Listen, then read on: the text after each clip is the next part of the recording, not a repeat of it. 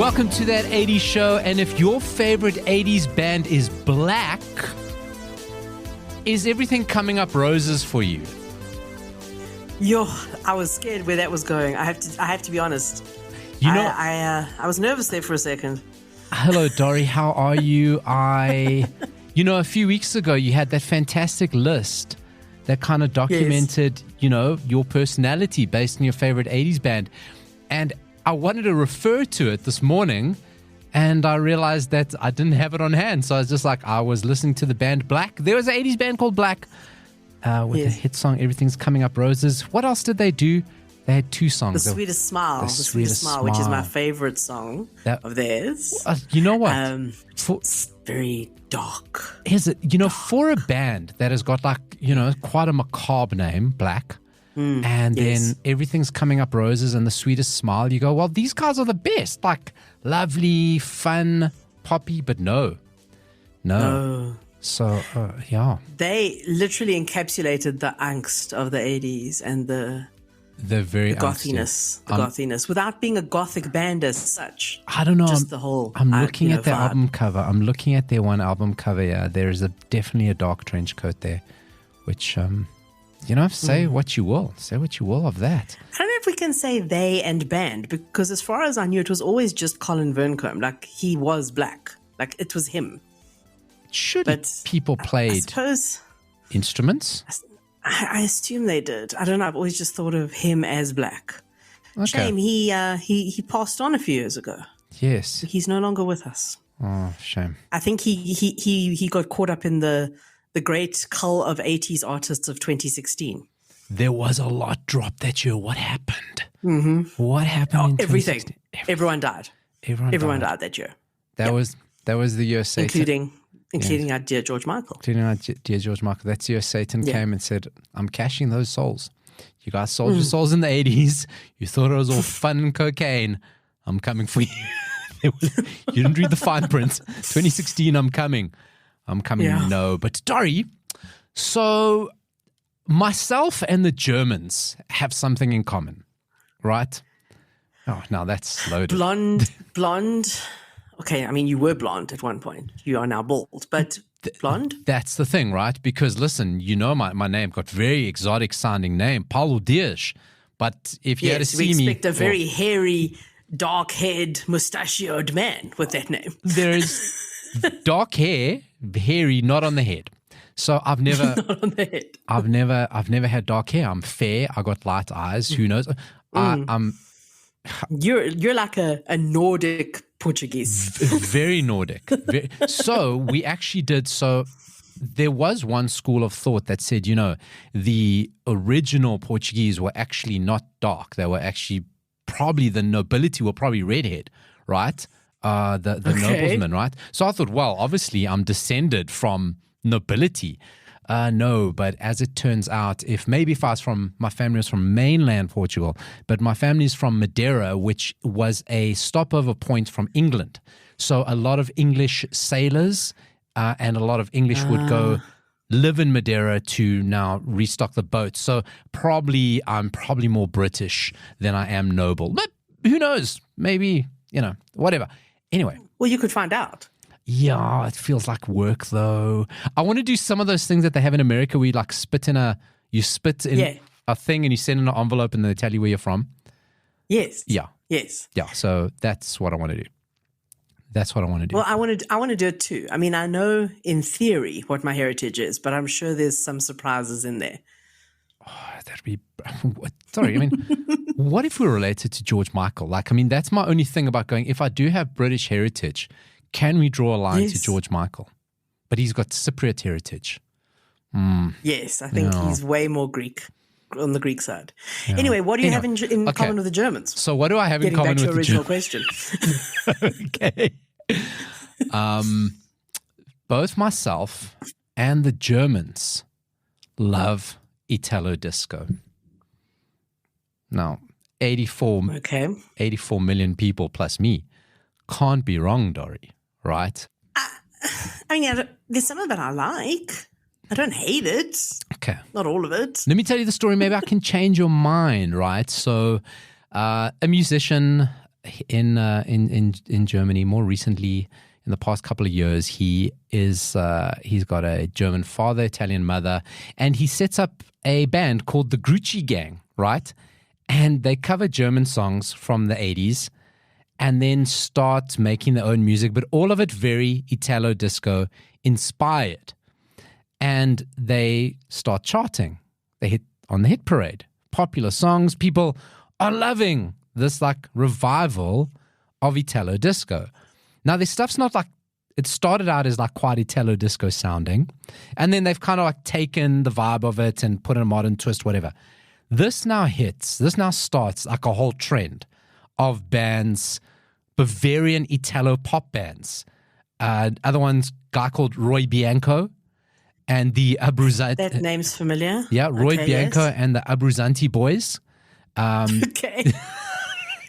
Their song, Mille Grazie, knocked the Red Hot Chili Peppers off the charts, right? This is how much people are loving Italo-Disco and this kind of like revival of it.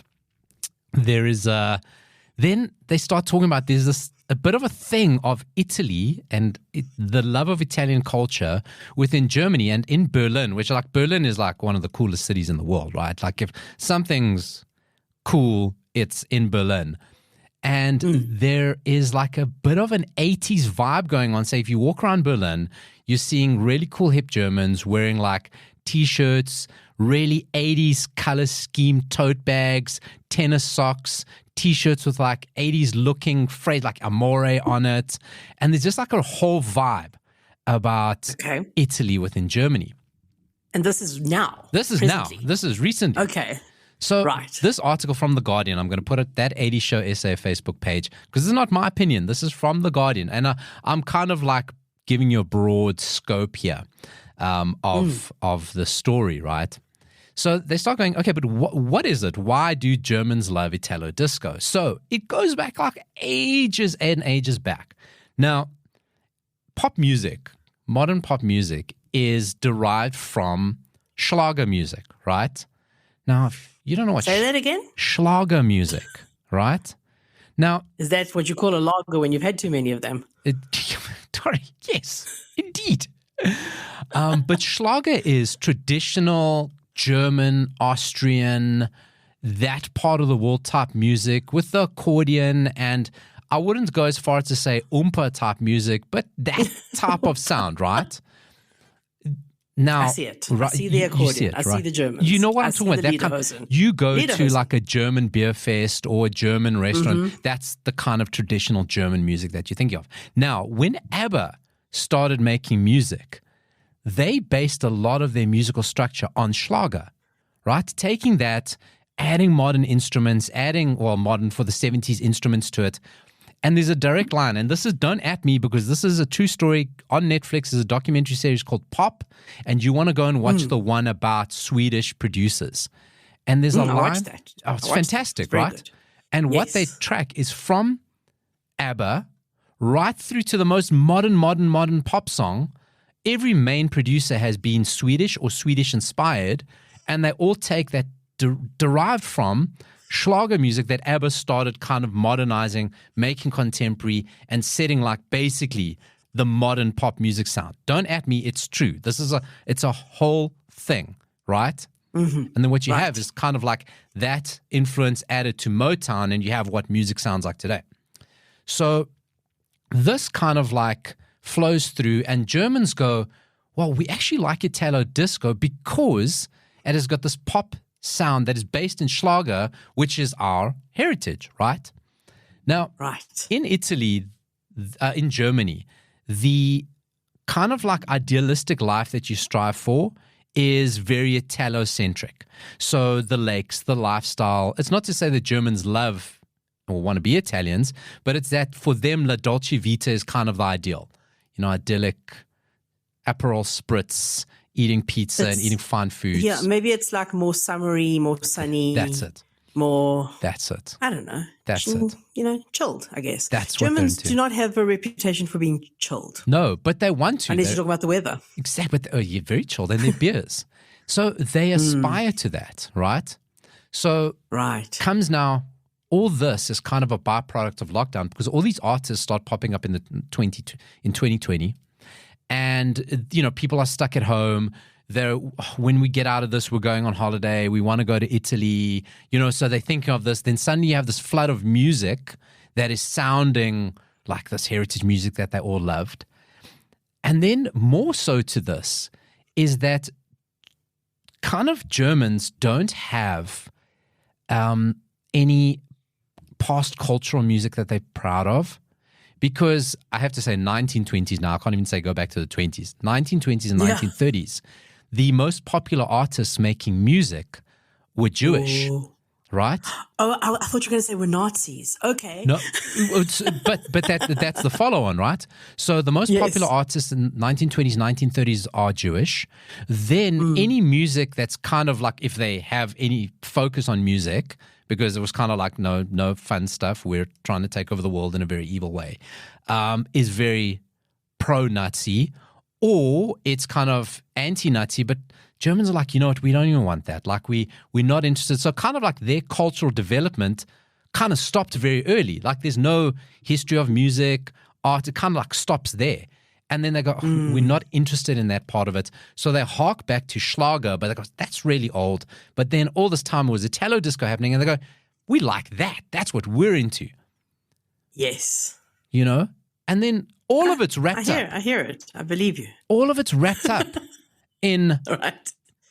We go back 2 years when you and I, plus the chart savant at the time, spoke to Thomas Anders of Modern Talking, who spoke to us about Schlager, right?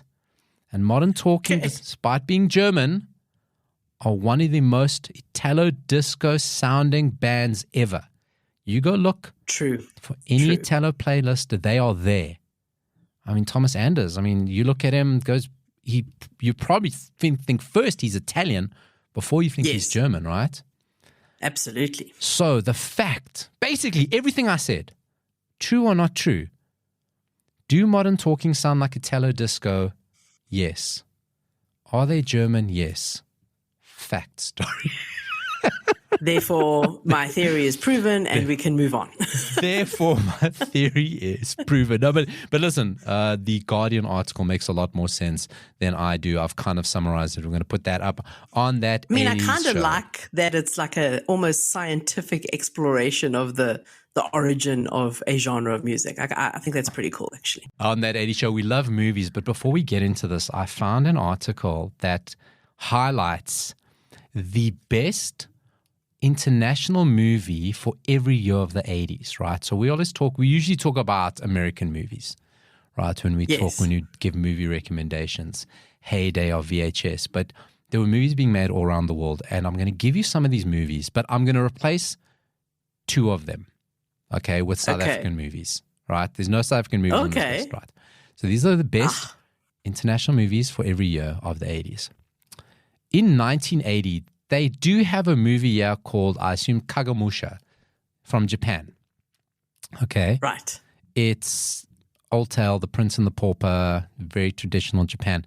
I'm not going to talk about it because I'm replacing it with a South African one. I'm coming in with The Gods Must Be Crazy. What do you think? I knew you were going to say that. What else can you say from that?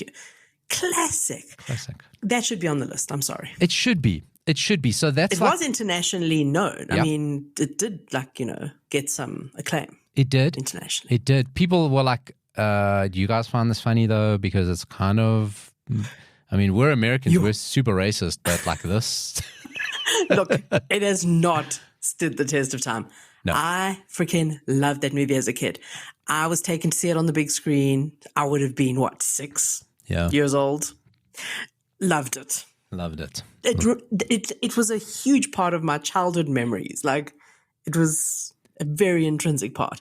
And I did watch it again years later. And it's, apart from all the dodgy shit, it's still, for me, stands the test of time. It's currently on Amazon Prime, along with the sequel. Okay. I'm so tempted to watch it, but I'm like, you know what? There were two things I was afraid of in the 80s. I got to be honest with you. Quicksand. Mm-hmm. Quicksand. Yep. And a Coke bottle falling on my head. Exactly. Exactly. That shit would kill you. It wouldn't start shenanigans in the desert. And I mean, like, spoiler alert, like when he finally gets rid of the Coke bottle at the end of the movie and he throws it into, and I mean, I don't even, it's still hard to describe, but like the cloud, like it was like just like the clouds had kind of come down into this valley of like a canyon kind of thing. And the whole premise of the movie is you got to get rid of this thing at the end of the earth. And then he was like, okay, this must be the end of the earth. That image haunted me. I was like, oh my God, where is that place? I'm gonna fall into it one day. Yeah. Like I'm gonna get there. I'm gonna fall into it. It's the end of the earth. It's the end of the world. If you've never heard of The Gods Must Be Crazy, we assume that everyone's South African. It was a movie in 1980 South Africa. It was set in the Namib Desert, involved a Khoisan tribesman, and yes, a plane flies over. They throw a Coke bottle out the window. The tribesmen find it. They don't know what a Coke bottle is. And they now just go through this whole journey to now get rid of it because they think it's a curse. Well, at first they think it's a gift from the gods, and it's wonderful and it does all sorts of things. I remember there's a scene that's like burnt into my memory of them slicing vegetables with it and like doing all weird shit with it. And I was like, oh my God, this amazing thing that we've been given. But then everyone in the village starts fighting over it, and then they realize that it's an evil thing, and then they send this man on a journey to get rid of it at the end of the world. And such a great concept. Still such a great concept. It is a really great concept. It is a really great concept. So, like, we're going to battle the next movies I give you to battle. Well, not straight away, because we're talking about best international movies of the 80s. Number 2, 1981, is The Road Warrior, which is basically Mad Max 2, right?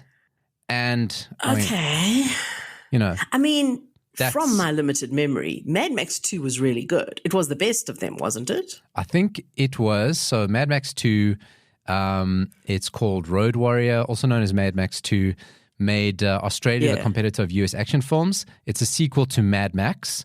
And it starred Mel Gibson. A lot of people before feel... he got cancelled. Before he got cancelled. A lot of people feel that Road Warrior is better than the original. Which one had Tina Turner? No, that was number 3. It was awful. That was number 3. Yeah, that sucked. Okay, so that's number 2. 1982 stars or was directed by Werner Herzog. Yes. Is a movie called Fitzcarraldo, a Peruvian and West German film. What a strange combination. I mean, there. I haven't seen it, but Werner Herzog is a classic person. Top director. The plot is Brian Fitzgerald moves to the middle of the jungle to fulfill a lifelong dream of building an opera house in the middle of the jungle. Dori, I think these movies are you. These, as I read these movies, because they're all arty. 1983 from Sweden is a movie called Fanny and Alexander. I've seen that. Oh, see? What did I see?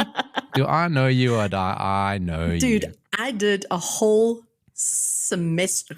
Why am I saying semester? That's an Americanism. I did a whole term of my drama and film degree on Ingmar Bergman. We watched all the Bergman films, pretty much all the Bergman films, and this was definitely on the list. See, I knew. French movie, definitely going to see frontal nudity, dangerous moves. I've heard of that. I don't think I've seen it. Who's in it? The film follows the World Chess Championship that took place during the Cold War in a gripping political thriller. Audiences couldn't stop themselves from seeing the parallels. You've lost me. Yeah. Chess. I mean, I admire anyone who plays it, but honestly. 1985. Look, I loved, what was it? The Queen's Gambit? What was that movie? Did you like that show? Do you like that? No, I didn't watch it. Loved it. This but one it didn't make me be into chess. This one you would have watched, no doubt about it. Kiss of the Spider Woman.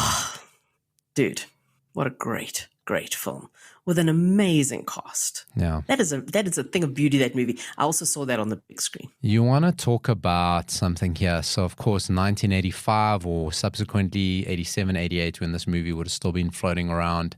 I think it probably got banned in South Africa because it involves. I mean, it's set in a prison. It's Brazilian. Yeah. Okay. He's a Brazilian political prisoner, shares a cell with an immoral man, as it says here. Yes. But yes.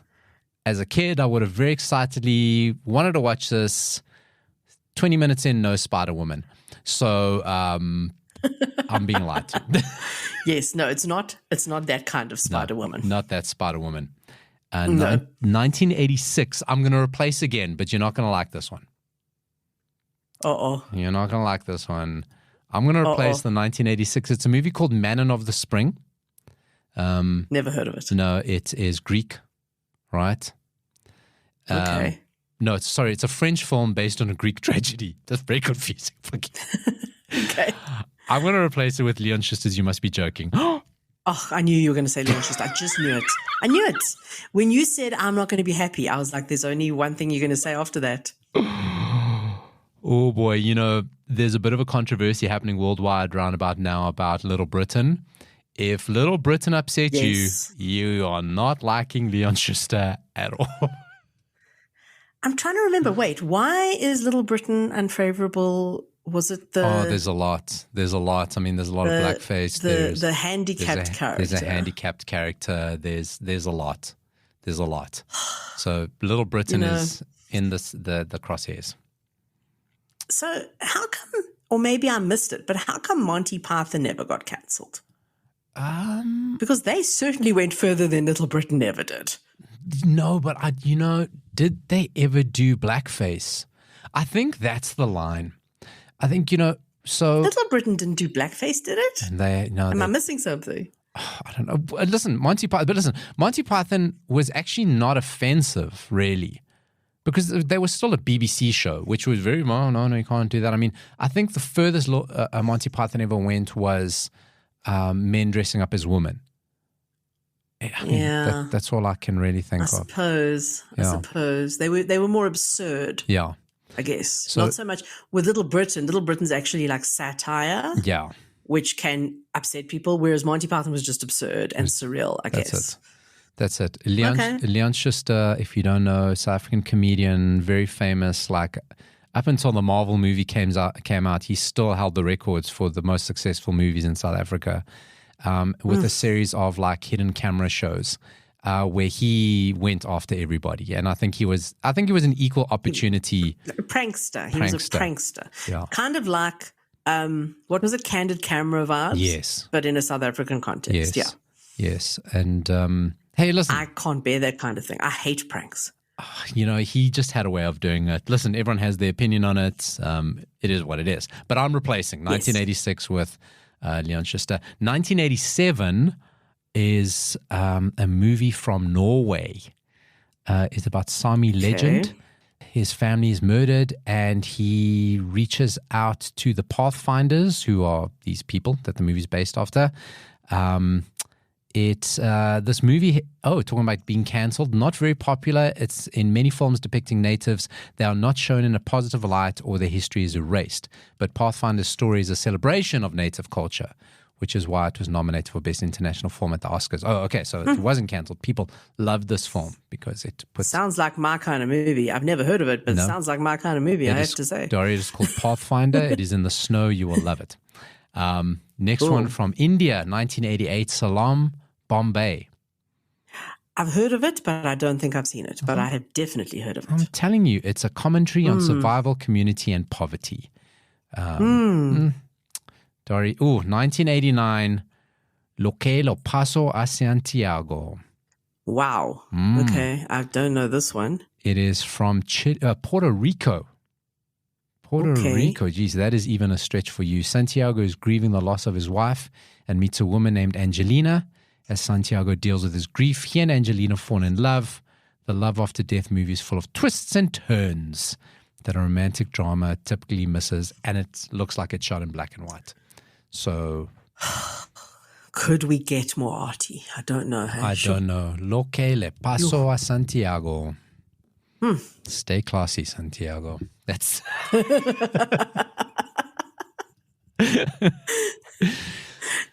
That is a list of the best international movies from the 1980s, Dori. But now let's go to I've definitely missed a few here on my movie feature. I'll be keeping this list on hand. Oh, yeah, no, you can take it. You can I check it out. actually have wanted to do Kiss of the Spider Woman, but I've wanted to rewatch it because I don't remember it enough. And I mean, me and Tom, we're not friends. No. So, but it has been on my list. You'd make me so angry again. You just bring up all that trauma. Here I am, because I was very upset by the 1980s version of Spider-Man movie. If you've seen that, you know what I'm talking about. And I was hoping, I think it was actually 70s that. And I was hoping Kiss of the Spider Woman would be a bit about friggin' Spider Woman. So anyway, it's not. That's the whole thing. What movie do you have for us this week, Dori? I have something very sweet. And just a bit of a tenuous link to the 80s. It's not from the 80s or set in the 80s, but a large part of the soundtrack is 80s, and it's not just a background thing, the soundtrack is an integral part of the movie. Very easy this week. My movie is on Netflix. It is called Wine Country. This is the movie that ordinarily I would never watch. If this movie did not have the soundtrack that it does and the cast, I would be like, oh, this is not the movie for me. This is not my kind of vibe. But I have to tell you, first of all, have you heard of it? Have you seen it? Has it popped up on your recommended or popular on Netflix or anything like that? So you say not the movie. Listen, so the people who it stars, I do like a lot of them. They have done very funny stuff. The two main actresses are fantastic in a lot of stuff they've done together. I try to watch this. It hurt me in so many ways. This is not a movie for boys. I mean, some boys. This is not a movie for you. My word, did it hurt me. Okay, so the reason I happened upon this movie, it was a couple of days ago. I was, I'd finished work, but it had been a hard day. I wasn't quite ready for bed. I was by myself in the lounge. I was like, okay, I need to watch something super light and super silly. I need something ridiculous to just calm my brain down so I can get a good night's sleep. And I chose this. And I was a bit nervous, I'll be honest. I was like, this could go either way. I was very pleasantly surprised by how it turned out, because it totally met those expectations in that it was completely silly and didn't require much brain power. And yes, the cast absolutely made it. If it had been any other cast, I don't think I would have got through it. Amy Poehler, just amazing. Maya Rudolph, absolutely freaking love her. And I mean, there's a few other people who are vaguely familiar. Tina Fey, unfortunately, her character's not in it enough. She's not one of the main characters. And it's like, I do remember that, a bit of a disappointment. But she's really good. She's really good. But let's talk about the soundtrack, because the soundtrack is a mix of 70s and 80s. Basically, let me give you the premise to give it some context. The story is a bunch of women. They're all friends from when they were university days, let's say. And one of them is turning 50, and they want to go and have a weekend away somewhere to celebrate their friend's 50th birthday. This is very relatable to me, Paulo, because as you know, I am turning 50 this year. What? This movie inspired, I am. I am. And this movie inspired me. I was like, I was going to have an 80s themed 50s birthday party, but maybe I should rather just grab a bunch of friends and go out to Wine Country, that would be Stellenbosch here. They went to Napa in the movie in California. Listen, gotta say, better wines come out of Stellenbosch than Napa. Don't at me. I think so. Don't at me. I think so. Yes. So I was like, I kind of relate to the plot as well. So let me give it a shot. And yes, because it's a woman of that age, the soundtrack is based around, the music that they would have loved when they were younger. So just going to go through some of the songs. So some of them, like I say, are from the 70s. I'm not going to focus too much on those. Message of Love by the Pretenders, song from 1980. You kind of get pulled into the movie with this song, and it's like, okay. That was also why I stuck with it. I was like, okay, I can do this. I can do this. Then a little bit later on, so one of the things that happens in the movie is they get very, very drunk, obviously on wine.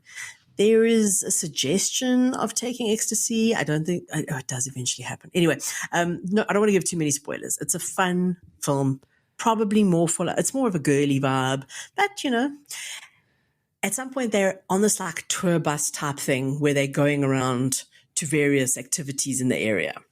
And they start this thing where they're like singing certain songs. And some of the songs that they sing on the tour bus include Kids in America by Kim Wilde. Yeah, that song is having such a moment with me. I've got to be honest with you. I'm really enjoying it lately. I'm just really re-enjoying that song. Yeah, so they play it. They play the song and then they sing along to it. So it's not like they're just singing a cappella on the tour bus. These are like what would we call? I mean, like road journey kind of thing, like road trip type songs on the tour bus. That was one of them instead of. Then there was one that's actually from 1990, but it was so nostalgic when I heard it. Poison by Belle Biv DeVoe. Yeah. Do you remember that song? Oh, Dori, fantastic. Yeah. I know, 1990, but let's give it some credit for being on the cusp. There was also a really amazing scene where, and this was a song I didn't love at the time, but hearing it now, I'm like, damn, that's a good song. You'll love this. Bust a Move by Young MC. Yeah. Listen, I hear that song, I'm busting a move. It fulfills the promise. It really does make you bust a move. Yeah. And from 1989. I thought it was a 90s song. 1989. So I actually was chatting to my husband about it, and he said, yeah, he remembers that song from 1989. But what happened in 1989 that made that song not as big in our memory as it should have been is that, if you remember, Tone Loc also came out around that Funky time. Cold Medina. And we were all crazy about Funky Cold Medina, so we forgot about Bust a Move. We were like, Young MC who? Would it surprise you that at my wedding, myself and cousin Louis had a dance-off to Bust a Move? Not at all. No. That would not surprise me. Is there video? No. Okay, so let me just take you back, right? So just to elaborate, at the wedding to my wife, not my wedding to my cousin Louis. So I was the first of my friends to get married, and all my brother-in-laws, cousins, everyone was single. Majority of them single and not in relationships. And the cameraman that we hired for our wedding, young guy, very fantastic, awesome, great, had quite a pretty girlfriend as his assistant. So guess what a bunch of single Portuguese guys with whiskey in them are going to do? So they spent all night taking chances to hit on the cameraman's girlfriend. He got upset and left early, and there are certain parts of our wedding, specifically the dance-offs, that were not filmed. That's like actually such a typical scenario, though. It really is. I've got to be sorry, guy who filmed our wedding. What you did film was great, but I mean, you know what? Like, honestly, that is just a bear pit. I mean, if you got a pretty girlfriend as your assistant. I wish there was video of that, though. I think video of that dance-off would be amazing. No, it was, yes. You should recreate it sometime. Oh, no, with these knees. No, not going to happen. We'll be in chiropractor for a week. Get stunt doubles. It's not the same. It's kind of like seeing your favorite band on stage again, your favorite 80s band on stage now. It's like, yeah, I love you, but you're not moving the same. Let's just end this for all of us. Okay. 2 more songs I need to mention from the soundtrack of Wine Country. I Would Die For You by Prince. Prince actually is also within the content of the movie, because one of the nights when all the women are really drunk, the one woman is she's like dronk verdriet. South Africans will understand that expression, where you're like so drunk that you get like sad and nostalgic and sentimental and all those kind of things. Otherwise known as white girl drunk. Yeah, exactly. She just starts going on about how like Prince was the love of her life and how it's so sad that he died, and like, you know, her whole life is ruined because Prince died, basically. Yeah. So that was like quite a funny, well, it was funny though. It wasn't supposed to be, maybe it was. And then another song that comes up, it's almost like a running gag in the movie, Eternal Flame by the Bangles. Don't they sing to it? They all sing it. Yes. They do all sing to it. They do all sing to it, and it's like a big part. It's a big song within their friendship. And then there's a scene at some point in the movie where the one woman, again, there's a lot of drinking in this movie. I mean, it's called Wild Country. The one woman, they're like at a restaurant and there's this band playing, and she literally gets up and she's like, I'm going to sing a song for the birthday girl. And she like gets up, tries to get up all sexily on top of the piano. And she says to the band, Eternal Flame. And literally they start playing it and she goes, close your eyes. And then she falls off the piano. And it's very funny. It really is very funny. It's like, okay. So yeah, that's my 80s kind of tangential movie of the week. What you did leave off here, and I'm just going to give a quick Google if this was an 80s song, because I'll tell you it was used spectacularly. It's from Xanadu. So I see here. Yes. No, I did forget that. Yes. They also had that playing in the movie as well. Yes. So this is Olivia Newton-John, Magic, which of all her songs, I think Magic kind of gets lost in it, but it is literally a Magic song. And there is a show I'm currently watching, which just finished on Showmax, called Winning Time, about the LA Lakers. And this season is specifically set in the 80s and their wins and kind of their story over the 80s. And of course, Magic Johnson is in it, and he's one of the characters, and it's serial. I mean, it's it's a recreation, but opens up one scene with him doing love to all the ladies, and this song playing over it, and it is literally magic. It's magic, and the song is magic, and the scene is magic. And everything is just magic. And Olivia Newton-John was magic. And your movie, not for me. I could see people liking it. I could see why there's appeal. But the music's always going to get you, right? The music is going to get you. And the cast. Yeah. And look, there are some scenes that are just too silly. But overall, it's a very enjoyable film. Wine country. I'd prefer to drink the wine than watch wine. Or maybe drink wine. So, Dori, I'm going to start talking about something, but you need to see. So, on the running order, I've put a link there, an esquire.com link, because I'm in having a bit of a Burt Reynolds moment, right? I don't know, out of nowhere, I just we don't give his movies. Channeling your inner Burt Reynolds. Must be something. The man is a daddy, right? I mean, I know people say that the man is an absolute daddy. I don't know why I haven't seen this before. He went through a stage of where all his movies were about a guy in a car. He's smoking the Bandit, Cannonball Run, Stroker Ace, my movie from last week. Then he said, no, I need to diversify. My next range of movies are going to be me being a tough guy with a mustache.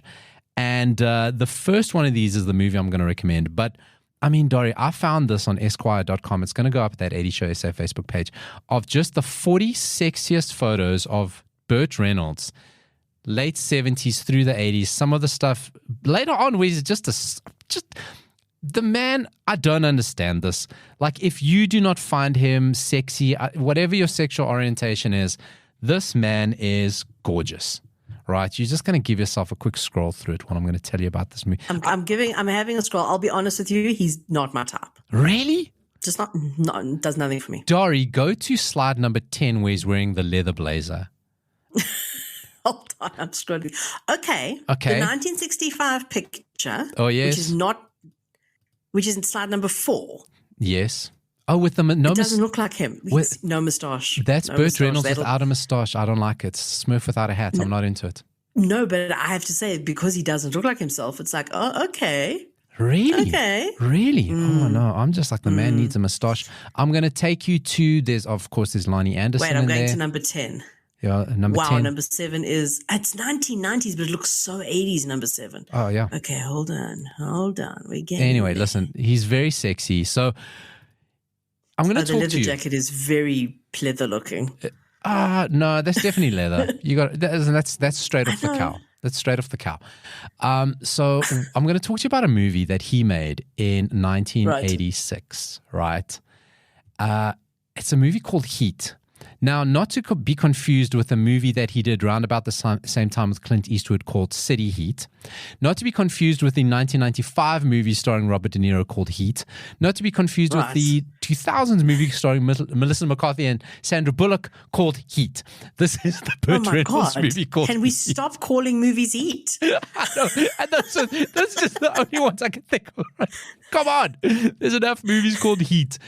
But we will put the link because the full movie is on YouTube, that 80 Show SA Facebook page. Keep an eye on that, right? So in this movie... I found another picture of Burt that's not bad. Which one? It says 1980. He's in a strong gingham shirt game. Oh, that's a good one. That is a good one. He's just casual. He's just leaning. It's his pose, I think, that's getting me. It's the casual pose. Yeah, he's just so... And he's not smiling. No. He has the moustache, but it's not worrying me. Oh, no, it's listen. Look, this is a good slideshow. This is a good slideshow. You're turning. You see what I'm saying to you? You sleep on Burt Reynolds, then you go, I want to sleep with Burt Reynolds. This is just what happens, right? The evolution. So this 1986 movie, Burt Reynolds, he's now going, I'm going to be a tough guy in my movies. No more cars. I don't want to be near a car in my movies. So it starts out. Dori, what I'm going to tell you about this movie happens in the first 20 minutes. Okay. So I'm probably not going to watch it anyway, so it doesn't matter. I'll put this... Never heard of it, by the way. No. Never heard of this movie called Heat. Flop, the others, right? yes. Oh, yeah, of course, right? So it starts out, Burt Reynolds in a bar. There's a nerdy little guy with his girlfriend on a date. Burt Reynolds goes, he's drunk. He starts hitting on this woman. Now, you pick up Burt Reynolds, not the best guy. In this, his character's not the best guy. His character's name, I got to tell you. The character names in this, his name's Nick Escalante. Nick Mex Escalante, right? The character names are the best. Okay. So he walks up to this woman, starts hitting on her. The nerdy boyfriend has said, no, we got to get out of here. I don't like what's going on here. Goes out in the parking lot. Burt Reynolds follows him, drunk, bristling, mustache bristling with menace, and now wants to fight the guy in the parking lot. Guess what happens? The little nerdy guy beats the shit out of Burt Reynolds, wipes the floor with him. You go, what the fuck is going on here? Loves him. Woman goes, I'm definitely giving you consent. Let's go. So off they go. It turns out this is what Burt Reynolds does to raise money. Okay, he's a Vietnam War vet, just come back from the war. He's living in Las Vegas, and this is what he sets up. So nerdy guys to impress their girlfriends, lets them beat him up. This is one of the things he runs. Oh, that's so sweet. It is sweet. It is kind of sweet, actually. I kind of glossed over it, but it actually is sweet. You see, Dori, you see what you'd be impressed by. You see? You're going to beat up Burt Reynolds, right? Yeah. So... Then he's also a bodyguard for hire. So the next time you see him, he's hanging around Las Vegas. And this guy called another fantastic name, Cyrus Kinnock, which is played by Peter McNichol, who was in Ally McBeal. I think he was her boss. I love him. Yeah, he's fantastic. Yes, I love him. He hires Burt Reynolds because he says, I'm going on a massive gambling spree. I hear that you act as a bodyguard. I'm going to win $100,000 and I need someone to help me out. Of course, he doesn't win the $100,000. And during this whole shenanigans, being Burt Reynolds, being in Las Vegas, he's friends with prostitutes, and one of his prostitute friends comes and says, listen, I'd just been assaulted by this low-level gangster and his goons. Like, this is bullshit. So Burt Reynolds is like, fuck this guy, I'm going to go up to his hotel room, or their suite, I'm going to sort this out for you. Now, he goes up to the suite, Dori, in the other photo that I put there, right? There is a photo there. If you click the link, wait. Oh, just give that a click. Okay, and you're going to see what Burt Reynolds is wearing. Another link now. Jeez, man. It's a lot of link clicking. If you're listening to this, I'm going through the gallery still. Oh, you see, there's so much Burt Reynolds pornography here. So okay, I'm looking at the photo. Wow, that is a chain. But look at the jacket. Look at that jacket. And that jacket is something. So it is so many patterns. Of course, being the 80s, is it like snakeskin pattern without being a snakeskin jacket? I don't know. I can't tell. That's a good description. That is a very good description. Of course, like it looks like linen, but it's snakeskin pattern. No, it's snakeskin type of fabric. You want to talk pleather? I mean, it was definitely no fabric known to a decade beyond the 80s. Hard to tell from the picture. It's not an amazing quality. Well, that's this whole movie. You're never going to find. This is right. So the sleeves are rolled up. What you cannot see is he's wearing leather pants. So he goes to fight these goons in leather pants and the snakeskin jacket. And, this low-level gangster, no, who are you? Fuck you, this bullshit, whatever. So they now go, well, listen, you're one guy. You walked in here. We're three. We're goons. We're going to beat the shit out of you. Guys, Burt Reynolds now attacks them, okay? But he hates guns because of Vietnam. He hates guns. Of course. He is a hand-to-hand combatter. The one goon, he kicks him so hard in the shin 3 times, he kicks his bone out of his skin. Ow. Ouch. I laughed so hard. The next guy, he takes out his credit card and cuts the guy in the face with his credit card. Okay. Cuts him, slices. Definitely your kind of movie. Oh, the guy's incapacitated. He's on the floor.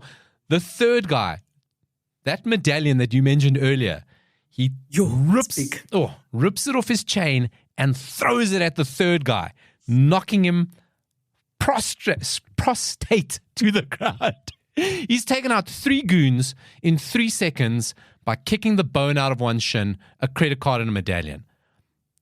Now, this is, I forgot to mention, a Canon production.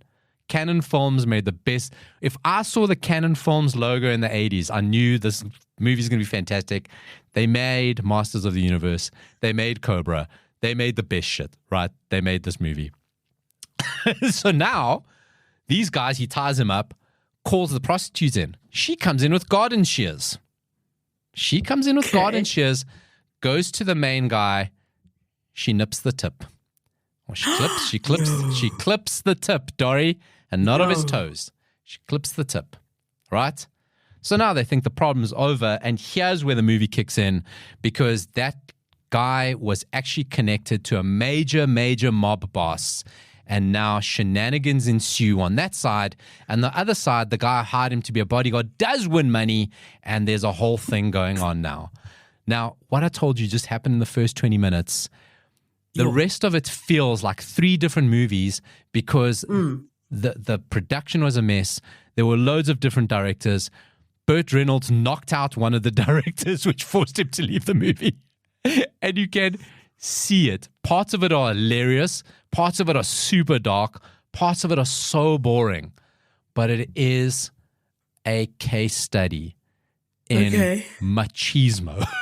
It sounds like it. It sounds like it. And out of nowhere, Howard Hessman pops up. Okay. I won't tell you what character he plays. Howard Hessman, of course, Dr. Johnny Fever. His character's name is Pinchas Zion. Okay. The names in this are the best. There's someone called Kinlaw. There's someone called Teal. Nick Escalante. The movie is Heat. It is the best.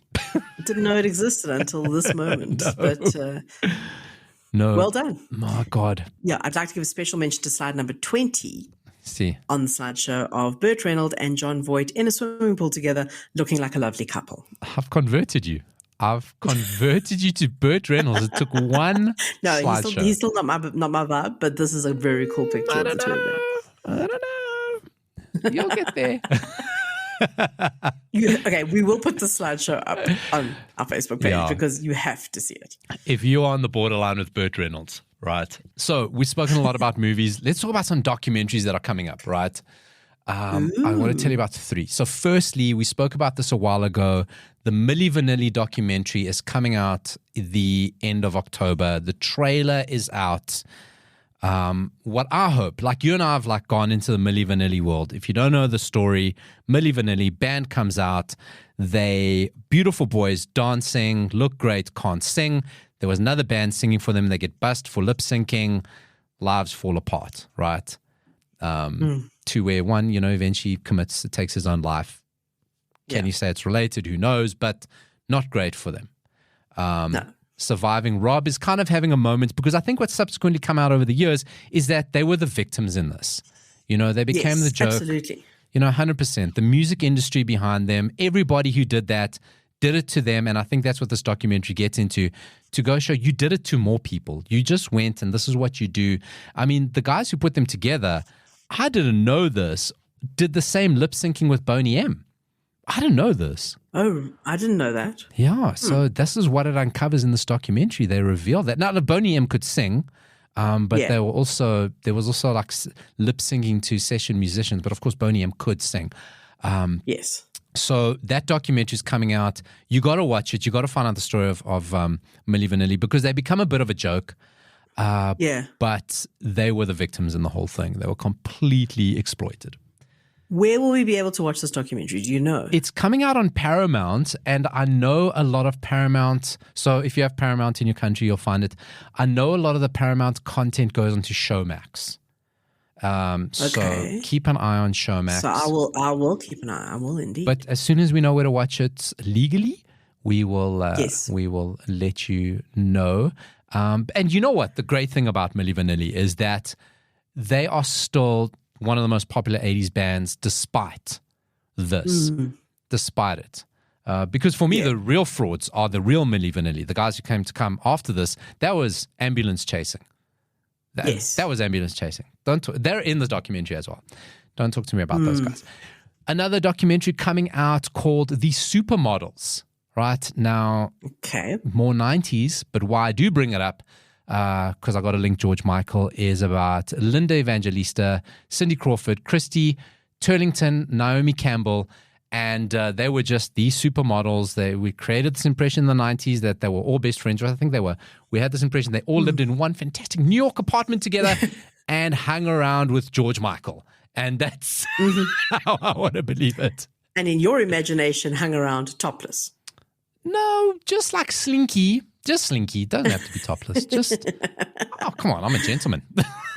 Of course you are. But of course, all of them, if you watch George Michael's Freedom 90, they're all in that music video. One of the most iconic music videos for loads of reasons. So that documentary is out on Apple TV. I saw it come up. Chart Savant shared this with us. A Cabbage Patch Kids documentary. Cabbage Patch Kids, which uncovers the dark side of the beloved children's toy. It's called The $1 Billion Babies, the true story of the Cabbage Patch Kids. Now, at the time, there was a lot of panic over the way people behaved to get Cabbage Patch Kids, right? They would like flood stores, fight with people, rip Cabbage Patch Kids out of people's hands. And there was like this is unmoralistic. What this gets into is the story of how the creator of Cabbage Patch Kids was exploited by a big corporation and kind of didn't get what they deserved out of Cabbage Patch Kids. And also how they would intentionally hold back a stock and instruct stores to hold back stock and inadvertently created a black market for Cabbage Patch Kids. That is hilarious. It is outrageous. Did I tell you about how I went to the Cabbage Patch factory when I was in America? Oh boy! And this was an experience. Hey, first of all, I did have a Cabbage Patch Kid as a kid, and I loved it. I had the tennis player. She had curly blonde hair, and I loved her. I wasn't that kind of kid who liked dolls. Not a lot. I used to play with Cindy dolls when I was very young. No Barbies for me. And then I must have gotten caught up by the hype because I wanted a Cabbage Patch Kid and I got one. And I did love it. I have no idea I wish I'd kept it because how much would it be worth today? Like some bucks, I think. Yeah. Anyway, so when I was in America, I was traveling with some friends and the one friend was like, we've got to go to the Cabbage Patch Kid. It's the factory, but they do tours for the public of the factory. And what they do is there's a little show. Once you go in, you go to the show where you witness the birth of a Cabbage Patch baby. And there's this whole Whoa. No.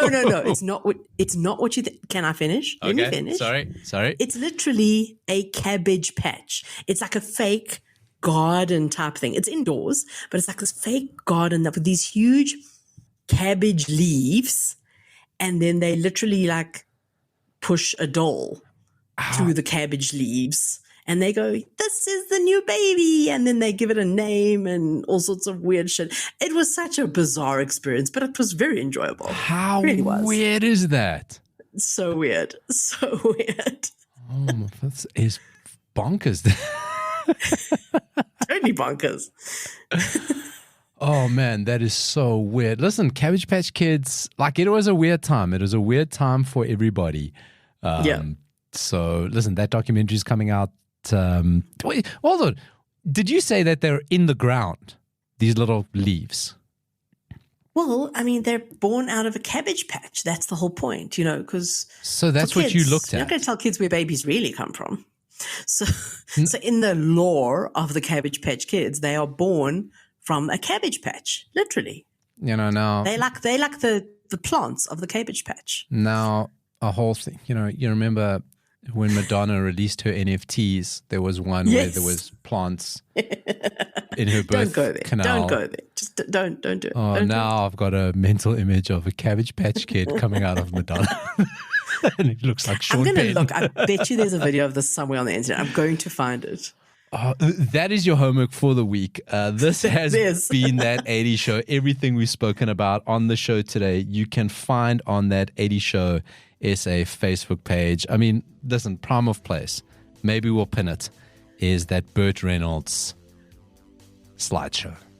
Yeah, worth it, people. It's worth it. Once again, the show has taken us all over the 80s. So many. I mean, I did not wake up this morning expecting to talk so much about The Gods Must Be Crazy. But that's what happens on that 80s show. We get in this little DeLorean, we go back, the DeLorean and Dori-Lorian, and we go back to the 1980s. Favorite thing you heard on the show this week, Dori? Favorite thing I saw is Burt Reynolds without his moustache. I don't know how I feel about that. I don't like it. But anyway, if it converts you, welcome to the Burt Boys, the Burt Reynolds Club. Thanks for joining me, Dori. Goodbye. Bye.